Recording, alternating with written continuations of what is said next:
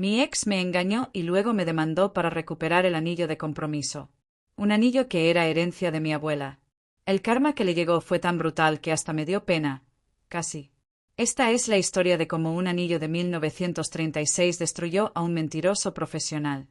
Me llamo Carmen Vázquez, tengo 29 años, soy de Sevilla, y esta historia es tan surrealista que si no la hubiera vivido, no la creería. Todo empezó hace 3 años cuando conocí a Pablo en una feria de abril. Él era de Madrid, estaba en Sevilla por trabajo, y quedó fascinado con el ambiente. Yo llevaba mi traje de flamenca de lunares rojos. Él intentaba bailar sevillanas como un pato mareado. Fue amor a primera vista, o eso creí. Pablo era perfecto sobre el papel. Abogado en un despacho importante de Madrid, familia bien posicionada en Salamanca, educado, guapo, carismático. Mi madre estaba que no cabía en sí de gozo. Carmencita, por fin un hombre como Dios manda, decía. Después de un año de relación a distancia, yo en Sevilla con mi tienda de artesanía, él en Madrid con sus juicios, Pablo me propuso mudarme con él. Acepté. Dejé todo, mi tienda, mis amigas, mi familia, y me fui a vivir a Chamberí. La convivencia fue intensa. Pablo tenía manías que no había notado antes. Todo tenía que estar en su sitio exacto. La cena a las 9 en punto. Los domingos comida con sus padres sin excepción. Pero lo más raro era su obsesión con las apariencias. Carmen, esa ropa es muy de pueblo, me decía. En Madrid hay que vestir con más clase. Carmen, no hables tan alto, pareces una verdulera. Carmen, no cuentes que tu padre es albañil, di que trabaja en construcción. Me iba apagando poco a poco, pero lo justificaba. Es que en Madrid son así, me decía a mí misma. Ya se le pasará. A los 2 años de relación, en una cena con sus padres en un restaurante pijo de Serrano, Pablo se arrodilló y me pidió matrimonio. Todo muy cinematográfico, muy público, muy calculado. Pero aquí viene el detalle importante, el anillo. Pablo sabía que mi abuela Esperanza, que murió cuando yo tenía 15 años, me había dejado un anillo de compromiso antiguo. Era de oro blanco, con un diamante pequeño pero perfecto, de 1936, justo antes de la Guerra Civil. Mi abuelo se lo dio a mi abuela antes de irse al frente. Sobrevivió a la guerra, a la posguerra, a todo. Era mi tesoro más preciado. Pablo me convenció de que usáramos ese anillo. Es perfecto, decía. Tiene historia, tiene valor sentimental. Mejor que cualquier anillo moderno. Me pareció romántico. Mi abuela estaría feliz de verme casarme con su anillo. Se lo di a Pablo para que lo llevara al joyero a ajustar el tamaño, y esa noche en el restaurante, me lo puso en el dedo. Sus padres aplaudieron. El restaurante entero aplaudió. Alguien grabó un vídeo que acabó en Instagram. Todo muy bonito. Durante 6 meses fui la prometida más feliz del mundo. Organizábamos la boda, sería en una finca en Toledo. 400 invitados, 300 eran de su lado, pero bueno. Mi vestido lo estaba haciendo una modista de Sevilla con encaje de mi abuela. Todo iba sobre ruedas. Hasta aquel martes de octubre. Había salido antes del trabajo en el museo donde había conseguido empleo. Quería sorprender a Pablo con una cena romántica. Compré jamón ibérico del bueno, vino de Rioja, flores. Llegué a casa a las 6 en vez de las 8. La casa estaba en silencio, pero la chaqueta de Pablo estaba en el perchero. Raro, porque supuestamente tenía juicio hasta tarde. Escuché ruidos en el dormitorio. Risas. No hace falta que describa lo que vi. Todos se lo imaginan. Pablo en nuestra cama con otra. Pero no cualquier otra. Con Lucía, su exnovia de la universidad, la que supuestamente vivía en Londres y estaba felizmente casada. El muy cerdo ni siquiera se inmutó cuando me vio. Se levantó tranquilamente, se puso los calzoncillos y me dijo: Carmen, no es lo que parece. ¿No es lo que parece?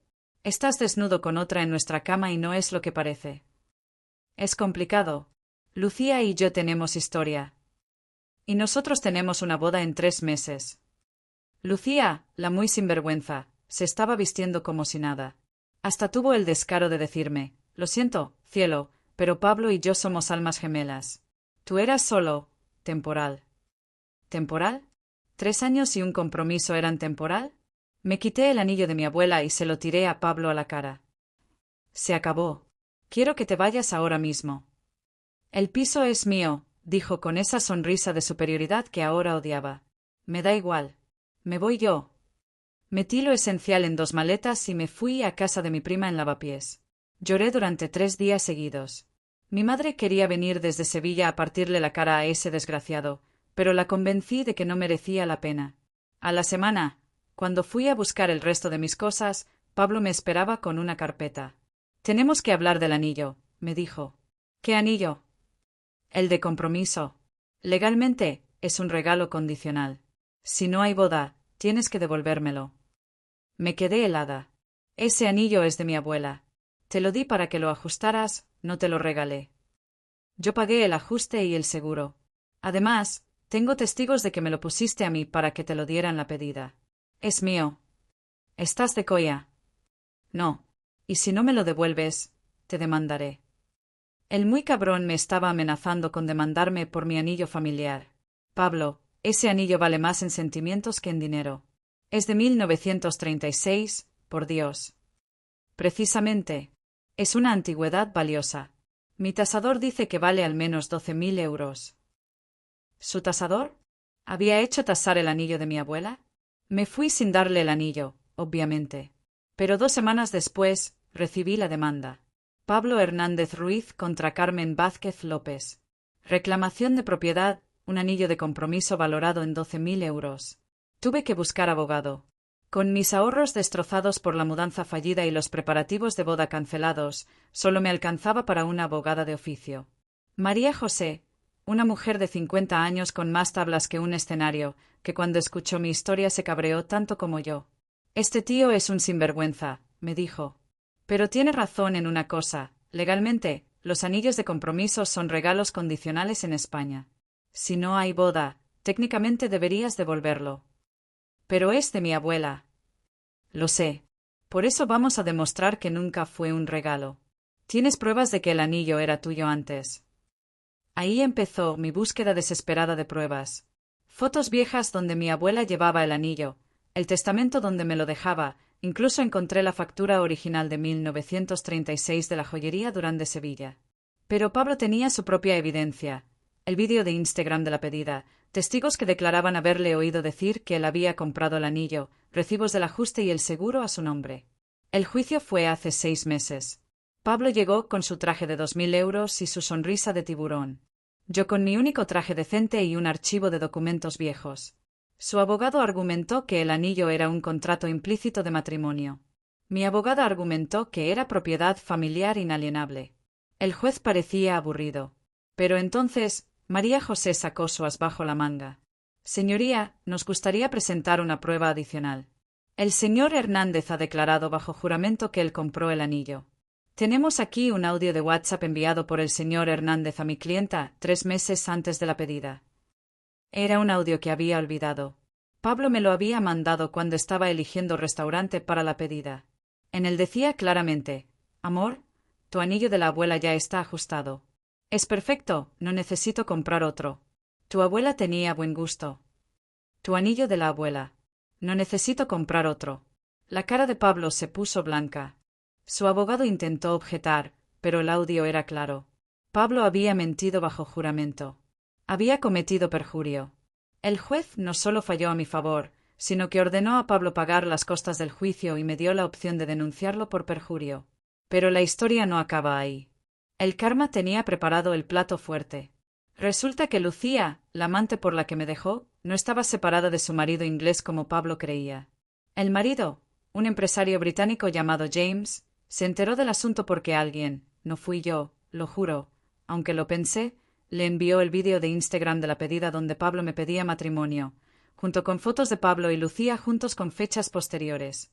James no solo pidió el divorcio a Lucía quedándose con todo por infidelidad demostrada, sino que investigó a Pablo.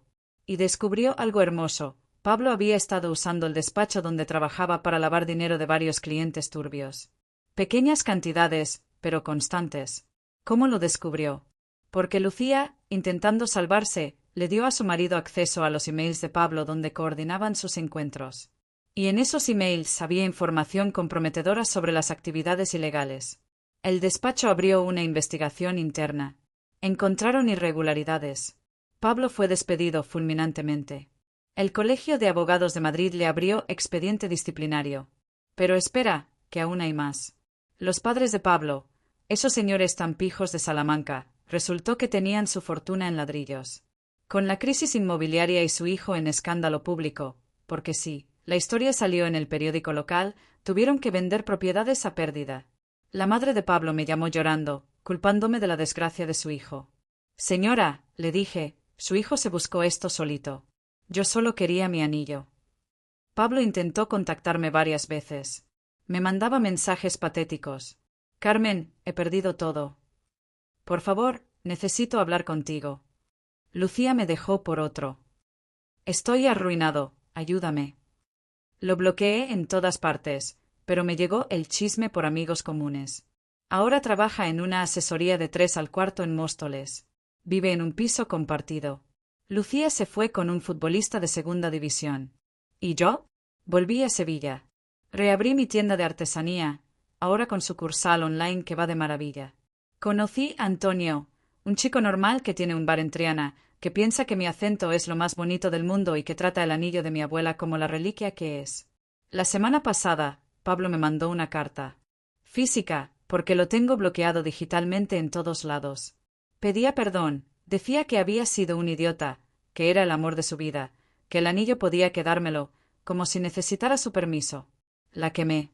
Pero antes le saqué foto y la subí a mis historias de Instagram con el texto: el karma siempre cobra, a veces con intereses. Tuvo 500 likes en una hora. Alguien me comentó: tía, esto debería ser una película. Y aquí estoy, contándolo en Reddit porque necesitaba compartir que a veces, solo a veces, el universo se encarga de hacer justicia. El anillo de mi abuela sigue en mi dedo. Ahora es mi anillo de poder, mi recordatorio de que sobreviví a un narcisista mentiroso y salí más fuerte. Mi abuela estaría orgullosa. Ella también sobrevivió a una guerra. Yo solo sobreviví a Pablo, pero en el fondo fue mi pequeña batalla personal. Y la gané. Postdata: si tu pareja insiste en usar joyas familiares tuyas para el compromiso pero pone todo lo demás a su nombre, corre. Es una señal más roja que mi traje de flamenca. Segunda postdata: María José, mi abogada, enmarcó la sentencia en su despacho. Dice que es su caso favorito en 30 años de carrera. Me invita a cañas cada vez que paso por Madrid. Última postdata: la joyería Durán de Sevilla, la que vendió el anillo a mi abuelo en 1936, sigue abierta. Cuando les conté la historia, me regalaron una cadena de oro para el anillo. El dueño me dijo: las joyas con historia merecen finales felices. Y este es el mío. Con anillo, sin Pablo, y con una tienda que por fin acepta pagos con tarjeta. El karma existe, queridos. A veces tarda, pero siempre llega. Y cuando llega a los mentirosos profesionales, arrasa con todo.